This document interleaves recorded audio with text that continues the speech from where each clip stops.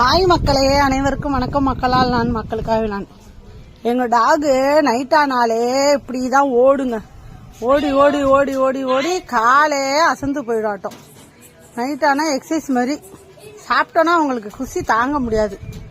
அது நைட்ல தான் உடம்பு குறைக்க ஓடுறாங்கட்டும். எங்க வீட்டு டாக் தான் இப்படியா, எல்லார் வீட்டு டாகும் அப்படிதான்னு தெரியல. ஒரே ஆக்டிவா தான் இருப்பாங்க நைட் ஆனா.